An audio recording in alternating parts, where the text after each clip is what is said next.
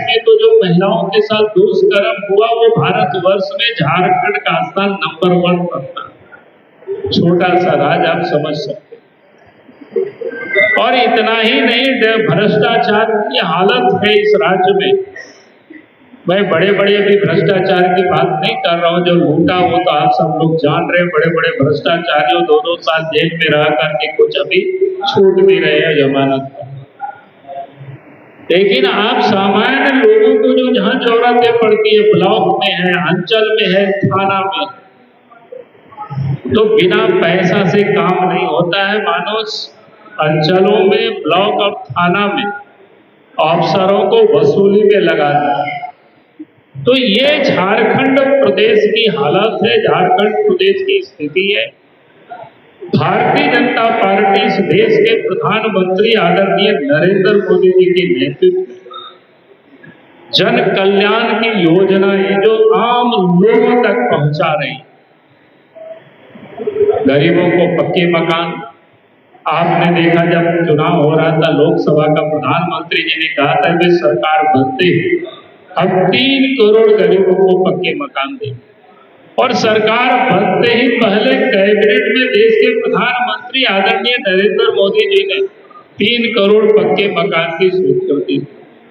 बीमार हो तो आयुष्मान योजना के तहत गरीबों को भी 5 लाख रुपया तक के अच्छे अस्पतालों में इलाज करा सकते हैं। गैस का कनेक्शन, शौचालय, किसानों के खाते में पैसे। देश के 80 करोड़ गरीबों को मुफ्त में प्रत्येक महीना प्रत्येक व्यक्ति 5 किलो अनाज, झारखंड में भी 2 करोड़ से अधिक लोगों को यह अनाज मिल रहा है, जिससे लोग कवरेज। तो मैं इसलिए बात कर रहा था। और उसके साथ साथ पिछले दिनों हम सब ने, भारतीय जनता पार्टी ने देश के प्रधानमंत्री आदरणीय नरेंद्र मोदी जी के निर्देशन पिछले 5 अक्टूबर को 5 बजे और 5 ड्रोन लेकर के हम सब लोग चुनाव के मैदान में जा रहे हैं। उसमें से पहला है, सरकार बनते ही पहला कैबिनेट में सरकार निर्णय ले कि महिलाओं की सशक्तिकरण के लिए प्रत्येक महीने के 11 तारीख को मां बहनों के खाते में 2100 रुपया जाएगा। ये आप सबको ध्यान में, गोगो दीदी योजना के नाम से घोषणा हम सब लोगों ने की। दूसरा जो संकल्प है, 500 रुपया में गैस सिलेंडर मिला करेगा और साथ ही साल में 2 गैस सिलेंडर पर्व के अवसर पर मुफ्त में उपलब्ध कराएगा। उसके बाद बच्चों को, जो लड़के बीए और एमए पास करके रोजगार के लिए भटकते हैं, वैसे बच्चों के लिए 2 साल के लिए 2000 रुपया की प्रोत्साहन राशि दी जाएगी, ताकि बच्चे कंपटीशन की तैयारी करें, अच्छे रोजगार के लिए वो अपने पैरों पर खड़ा हो सके।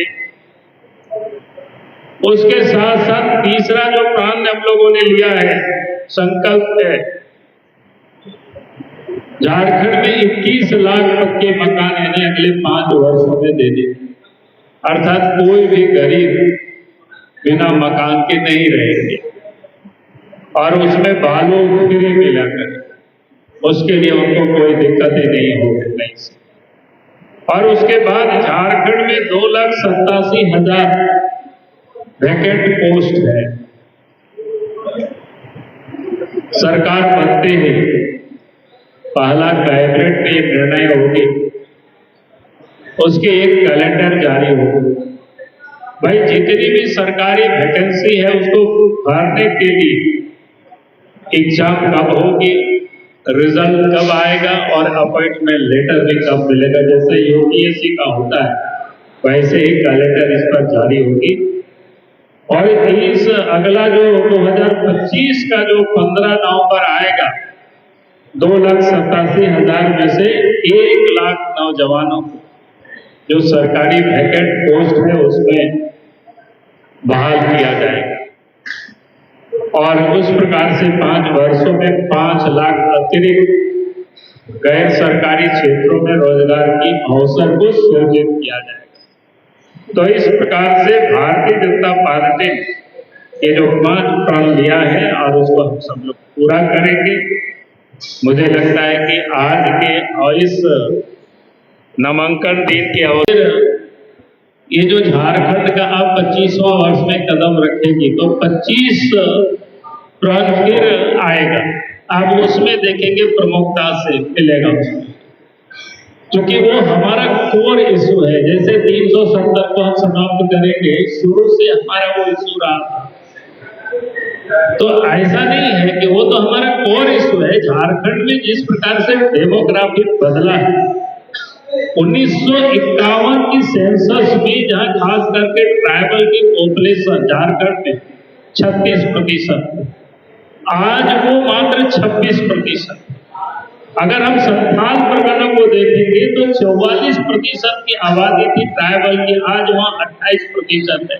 यानी संपूर्ण झारखंड में 10% की कमी आई और संपूर्ण संथाल परगना में 16% की गिरावट आई। ये चिंता का विषय। आखिर क्यों? उसमें भी जब हम देखते हैं सनातन की आबादी और पूरे झारखंड में बढ़ी नहीं है 1951 से लेकर के 2011 तक के सेंसस में, बल्कि घटा। संथाल परगना में मात्र सनातनियों की आबादी मात्र 3% की बढ़ोतरी हुई, लेकिन वहीं माइनॉरिटी मुस्लिम माइनॉरिटी की आबादी काफी बढ़ी है। उसका कारण ये है कि बांग्लादेश से जो रोहिंग्या मुसलमान जो घुसपैठ किया है वो बढ़ी है। और हम लोगों ने कहा भी है बार बार, सरकार बनेगी तो टास्क फोर्स गठित करके और एक लोगों को पहचान की जाएगी कौन बांग्लादेश से आकर के यहाँ घुसपैठ किया है और उनको यहाँ से निकाल दिया जाएगा। अब तो सुप्रीम कोर्ट ने भी कह दिया है 1971 के बाद कोई भी विदेशी यहाँ आए हैं तो उनको चिन्हित करके उनको डिपोर्ट करने का।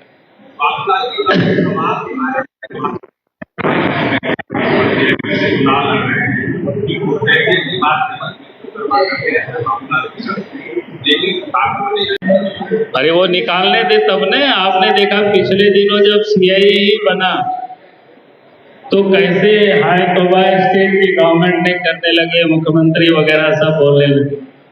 क्योंकि स्टेट गवर्नमेंट के अंदर जमीन जायदाद बाकी सब कुछ होता है, राइट उसको होता है, वो उनको बसाते हैं यहाँ पर, उनको रखते हैं यहाँ पर।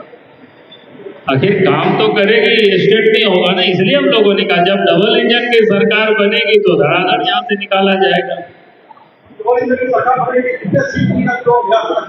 देखिए पिछले लोकसभा के चुनाव में भारतीय जनता पार्टी और एनडीए गठबंधन 51 सीटों पर लीड किया। इस बार चुनाव में हम लोग 51 प्लस सीटों की हम सब लोग तैयारी कर रहे हैं और मैं विश्वास के साथ कह सकता हूं इस बार एनडीए गठबंधन को 51 प्लस सीटें मिलेगी और झारखंड मजबूत के साथ सरकार बनेगी।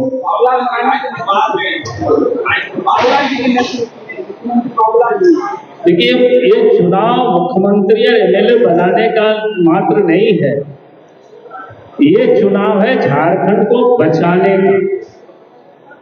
और जब विधायक चुन करके आएंगे तो विधायक तय कर लेंगे भाई कौन मुख्यमंत्री बनेगा। ये कोई बहुत बड़ा विषय नहीं है।